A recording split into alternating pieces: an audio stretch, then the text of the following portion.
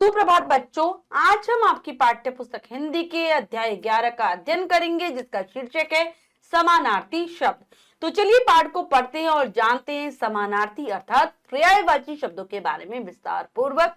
पाठ को पढ़ते हैं। अध्याय 11 समानार्थी शब्द। पाठ का उद्देश्य जान लेते हैं। शब्दावली में वृद्धि करना, समान अर्थ वाले शब्दों की पहचान। तो बच्चों, हम अपनी शब्दावली यानी कि जो हमारा शब्द भंडार है उसको बढ़ाने का प्रयास करेंगे, साथ ही साथ जो समान अर्थ वाले शब्द है उनकी पहचान करना भी सीखेंगे।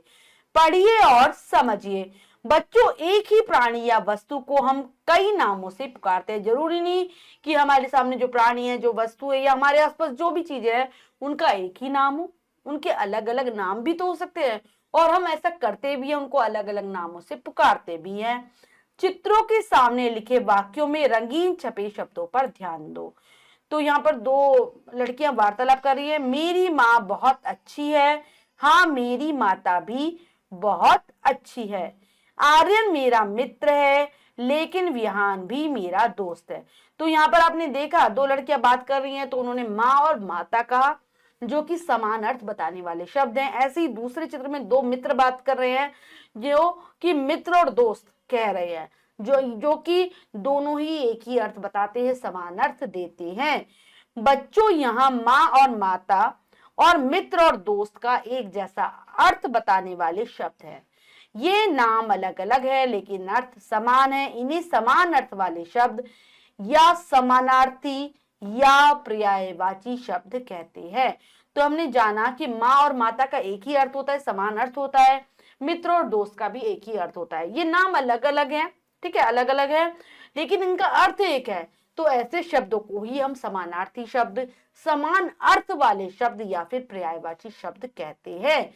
परिभाषा है, एक जैसा अर्थ बताने वाले शब्द समान अर्थ वाले शब्द कहलाते हैं। ठीक है, नीचे कुछ शब्द और उनके पर्यायवाची शब्द दिए जा रहे हैं, इन्हें याद कीजिए। तो यहाँ पर हम शब्द और उनके पर्यायवाची शब्द पढ़ेंगे। हम इनको पढ़ते हैं, बाद में आप इन्हें याद भी करेंगे बच्चों। तो चलिए पढ़ते हैं। पहला है संसार। संसार को जगत, दुनिया और विश्व कहा जाता है। सूरज, सूर्य, रवि, दिनकर। कपड़ा, वस्त्र, वसन, चीर। आग, अनल, पावक और अग्नि। पुस्तक के पर्यायवाची होंगे किताब, ग्रंथ, पोथी। आंख, नयन, नेत्र, चक्षु। ईश्वर, भगवान, परमात्मा, प्रभु। घर, गृह, आवास, भवन। उपवन, उद्यान, बाग, वाटिका। कमल, नीरज, जलज, पंकज।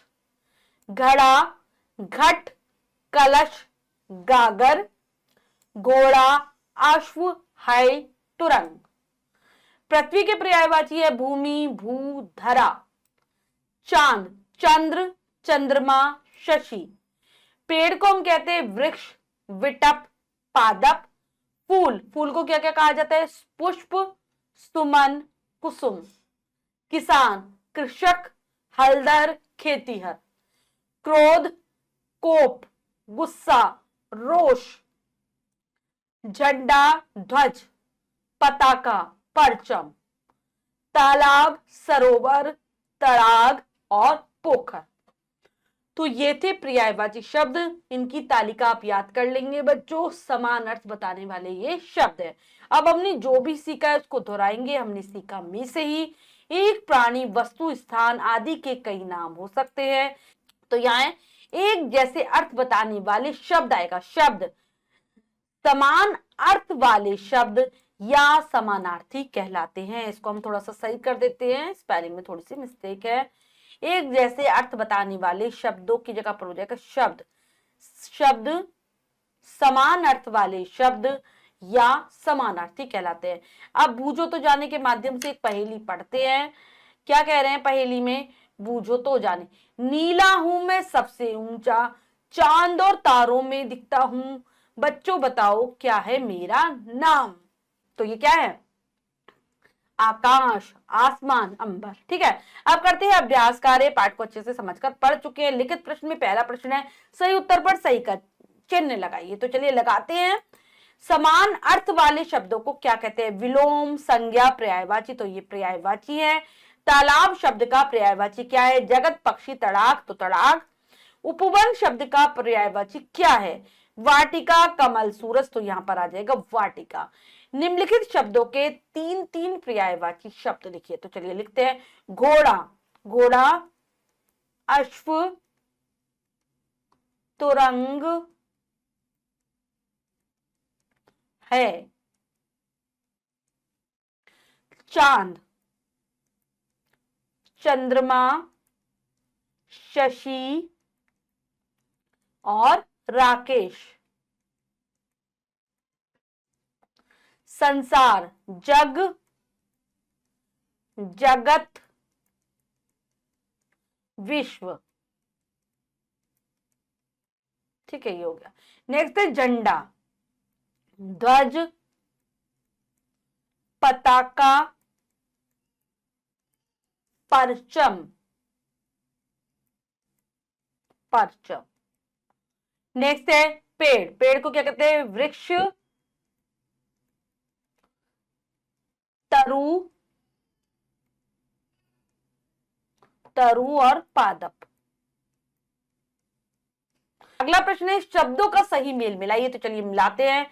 पृथ्वी, धरा, फूल, सुमन, उपवन क्या आ जाएगा? वाटिका, ईश्वर, परमात्मा, कमल, जलज और सूरज का हो गया दिनकर। बच्चों इसके बाद अगला प्रश्न है निम्नलिखित प्रश्नों के उत्तर लिखिए। इसको आप स्वयं लिखेंगे अपनी अभ्यास पुस्तिका में। बच्चों आज हमने पाठ के माध्यम से पर्यायवाची शब्दों के बारे में जाना। आशा करती हूँ ये पाठ आप बहुत अच्छे से समझ गए होंगे। पर्यायवाची शब्दों को आप याद कर लेंगे। हम इनको पर्यायवाची भी कहते हैं, समानार्थक शब्द भी कहते हैं। तो इनको आप याद करेंगे। मिलते हैं अगली कक्षा में नए पाठ के साथ। तब तक के लिए स्वस्थ रहिए, प्रसन्न रहिए। धन्यवाद।